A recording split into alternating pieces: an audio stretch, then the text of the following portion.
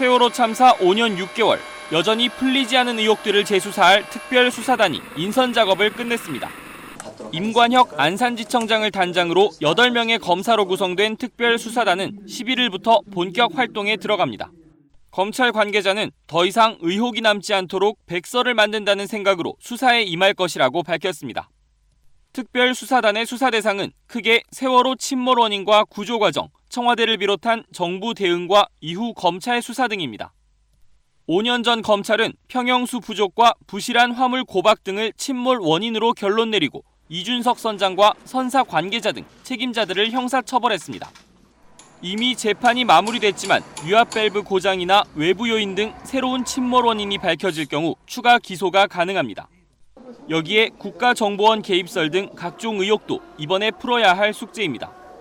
희생자 가족들은 당시 구조 실패가 해경의 현장 책임자만의 문제가 아니라 지휘체계의 난맥과 정부의 뒷북 대응이 합쳐진 총체적 부실의 결과로 보고 있습니다. 하지만 123 정장이었던 김모 경위만 구조 실패의 책임으로 처벌됐습니다. 해경의 선내 진입은 왜 이루어지지 않았고 보다 적극적인 구조 활동은 왜 없었는지 김석균 당시 해경청장을 비롯한 지휘계통의 책임을 검찰은 따져볼 계획입니다.